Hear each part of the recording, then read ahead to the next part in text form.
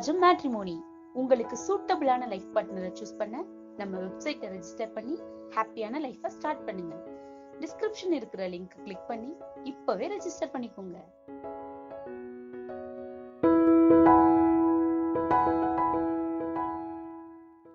நாம எல்லாருமே வருடத்துக்கு ஒரு வாட்டி விநாயகர் சதுர்த்தி விழா கொண்டாடுவோம். இந்த விநாயகர் சதுர்த்தி விழா எதுக்காக கொண்டாடுறோம்னே தெரியாம இன்னும் நிறைய பேர் கொண்டாடிக்கிட்டு தான் இருக்காங்க. இந்த விநாயகர் சதுர்த்தி விழாவுடைய வரலாறு என்ன, அது மட்டும் இல்லாம இந்த விழா கொண்டாடுறதுனால மனித இனத்துக்கு என்ன பயன் அப்படிங்கிற முழு விவரத்தையும் இந்த வீடியோ பதிவில் நம்ம பார்க்கலாம். இந்த வீடியோ கண்டிப்பா உங்களுக்கு பயனுள்ளதா அமையும். அதனால இந்த வீடியோவை நீங்க மிஸ் பண்ணாம முழுமையா பாருங்க. விநாயகர் சதுர்த்தி விழானாலே விநாயகருடைய மிக முக்கியமான திருவிழாங்க. இந்த விநாயகர் சதுர்த்தி விழாவை விநாயகருடைய பிறந்த நாள் அப்படின்னு சொல்கிறாங்கங்க. இந்த விநாயகர் சதுர்த்தி விழா ஆண்டுதோறும் ஆவணி மாதத்தில் வளர்பிறை சதுர்த்தி நாள் அன்னைக்கு கொண்டாடப்படுதுங்க. இந்த விழா மராட்டிய மன்னனான சத்ரபதி சிவாஜி ஆட்சி காலத்திலே கொண்டாடப்பட்டிருக்குங்க. அது அந்த நாட்டுடைய தேசிய விழாவாகவும் கலாச்சார விழாவாகவும் கொண்டாடப்பட்டிருக்குங்க. அதுக்கப்புறமா பீஷ்வாக்கள் ஆட்சி காலத்திலே இந்த விநாயகர் வழிபாடு என்பது தொடர்ந்து நடந்துக்கிட்டே இருந்திருக்குங்க.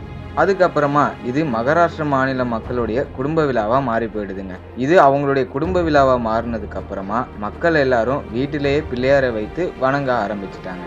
அதுக்கப்புறமா சுதந்திர போராட்ட காலத்தில் தாங்க இந்து மதத்தின் பால் இருப்பு கொண்ட அன்றைக்கு இருந்த இந்திய தேசிய காங்கிரஸ் தலைவர்களில் ஒருவரான பால கங்காதர திலகர் இதை ஆண்டு பொதுமக்கள் இணைந்து நடத்தும் திருவிழாவாக மாத்திடுறாருங்க. அதன் பிறகுதாங்க மகாராஷ்டிரா மாநிலத்தில் விநாயகர் சதுர்த்தி அன்னைக்கு வசதி படைத்தவர்கள் மட்டும் இல்லாமல் எல்லாரும் தங்களுடைய வசதிக்கு ஏற்ப உயரமான விநாயகர் சிலைகளை செய்து அந்த பகுதியுள்ள மக்கள் எல்லாரும் சேர்ந்து கொண்டாடும் விழாவாக மாறிடுதுங்க. தமிழகத்தில் விநாயகர் சதுர்த்தி விழா விமர்சையாக நடைபெறுதுங்க. தமிழகத்தில் ஊரங்கும் பந்தல்லாம் அமைக்கப்பட்டு தற்காலிகமாக மணலால் செய்யப்பட்ட விநாயகர் சிலையை நிறுவி பூஜையெல்லாம் செய்யப்படுதுங்க. இங்கே நிறுவப்படும் விநாயகர் சிலையெல்லாம் பார்த்தீங்கன்னா 3/4 அடியிலிருந்து 70 அடி வரை விதவிதமாக செய்யப்படுதுங்க.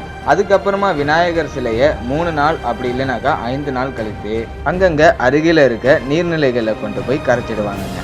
வீடுகள் கடையிலெல்லாம் என்ன பண்ணுவாங்கனாக்கா சின்னதாக மண்ணால் செய்யப்பட்ட விநாயகர் சிலையை தங்களுடைய பூஜை ரூமில் வைத்து கொழுக்கட்டை, சுண்டல், பொரி, பல வகைகள் இது எல்லாத்தையும் வைத்து பூஜை பண்ணுவாங்க. நாம் எதுக்காக பிள்ளையாரை நீர்நிலைகளில் கரைக்கிறோன்னு தெரியுமாங்க? நாம் களிமண்ணில் செய்யப்பட்ட பிள்ளையாரை கடல் அப்படி இல்லைனாக்கா ஆறு இது போன்ற நீர்நிலைகளில் கரைக்கும் போது ஆறு, கடல் போன்ற இடத்துல இருக்க மண்ணரிப்பை தடுக்குங்க. இந்த மண்ணரிப்பு தடுக்கிறதுனால மண் வளம்லாம் பெருகுங்க. இது மூலியமாக நம்மளுடைய பூமியில் உள்ள இயற்கை வளத்தை பாதுகாத்து வச்சுக்கலாங்க. ஆனால் இப்போ இருக்க நிலைமைக்கு பார்த்தீங்கன்னாக்கா பிள்ளையாரை நீர்நிலையில் கரைக்கிறதுல எந்த விதமான பயனுமே இல்லைங்க.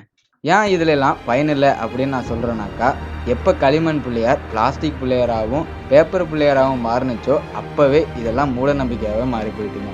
உங்களால் முடிஞ்சதுனாக்கா ஒரு சின்ன களிமண் பிள்ளையார் செஞ்சு உங்கள் வீட்டுக்கு பக்கத்தில் இருக்க நீர்நிலைகளில் கொண்டு போய் கரைங்க. நம்மளோட பூமியையும் நம்மளுடைய இயற்கை வளத்தையும் நாம தாங்க பாதுகாத்து வச்சுக்கணும். இதுக்கெல்லாம் கடவுள் உதவி செய்ய மாட்டாருங்க. கடவுள் உருவாக்குபவர் மட்டும்தாங்க, ஆள்வதும் அழிப்பதும் நாம தாங்க. இப்போ இந்த கொரோனா டிசீஸ்னால எல்லாரும் சேஃப்டியாக வீட்டில் இருந்தபடியே விநாயகர் சதுர்த்தியை ஹாப்பியாக கொண்டாடுங்க. எல்லாருக்கும் விநாயகர் சதுர்த்தி விழா நல்வாழ்த்துக்கள். இந்த வீடியோ உங்களுக்கு பயனுள்ளதாக அமைஞ்சிருக்கும் நான் நம்புகிறேன்.